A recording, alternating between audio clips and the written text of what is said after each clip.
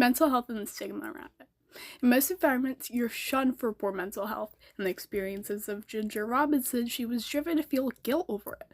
My guilt intensified when my church passed out booklets to help teens fight what it deemed to be demons of adolescence: alcohol, drugs, sex, and depression. The booklet advised that we simply walk away from the demons. And I know about this guilt firsthand. When my old friends found out about my self-harm, they yelled at me.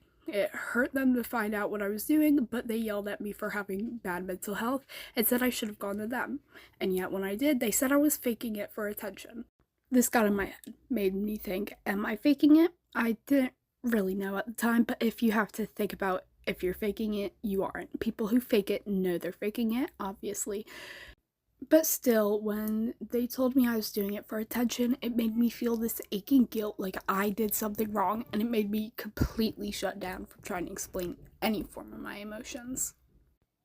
Stigma surrounding mental health in children has profound effects. It can lead to worsened symptoms, feelings of low self-esteem, and social isolation. Nearly half of children struggling with a mental health disorder do not receive the necessary treatment due to stigma, misinformation, and fear of judgment, as said by Life Strategies Counseling, Inc. I was dealing with the effects of stigma surrounding children's mental health. It nearly ruined my life. I was constantly told that I was doing it to be trendy and that worsened my symptoms, made me isolate myself, and prevented me from getting any form of treatment until nearly a year after I began self-harm, which is when I realized I actually needed it. I needed professional help, and the stigma surrounding children's mental health prevented me from getting that until a year after I started struggling with mental health. There's also proof that depression I was struggling with for so long has links to my other disorders. Amanda Kirby from Psychology Today wrote, "There's extensive evidence of greater rates of depression and anxiety co-occurring with autism, dyspraxia, and ADHD. For example, nearly 3 in 10 children diagnosed with ADHD have an anxiety disorder.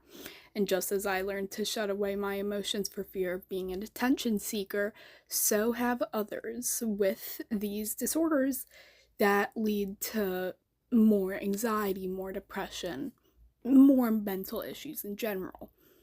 Others fear being yelled at, brushed off, or even left behind.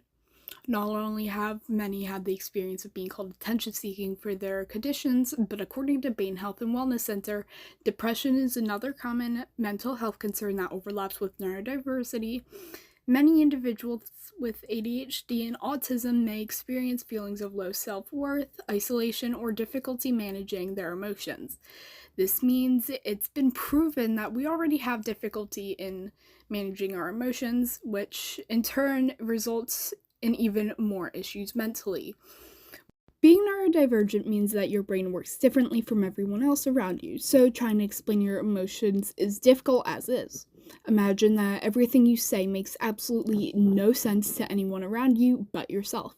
It's annoying enough to deal with that, right? Now imagine being told to stop trying to explain anything since it makes no sense and they don't want to take the time to try and understand. They don't want to take the time to try and treat you like a person anymore, claiming it's too much effort to decipher what you're saying. And to add on to this irritation, you can't decipher what they mean either.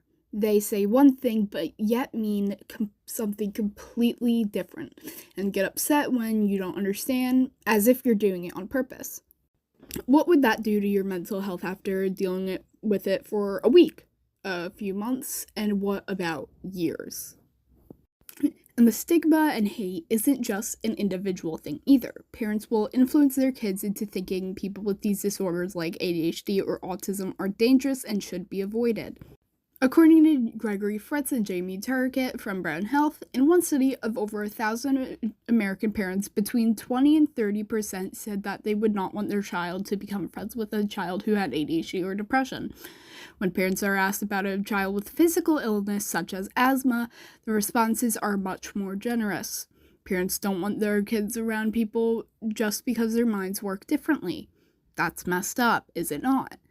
They don't discriminate against people with physical disabilities, yet treat mental disabilities as inferior. What would you say being neurodivergent has affected your mental health? It hasn't affected it very well.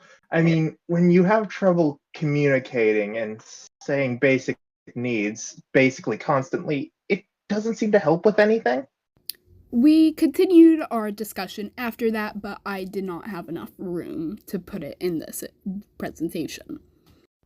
So, what can we do? I've made such a point about how mental health, specifically of neurodivergent kids, is so severely stigmatized but provided no solutions. But the solutions are quite easy, actually. Stop making mental health issues into a joke and be more open about discussing your mental health. Make sure to fact check any of your sources when finding information on mental illnesses as to prevent the spread of misinformation, which leads to stigma. Correct people who are spreading misinformation too. Sometimes they don't even know it's misinformation.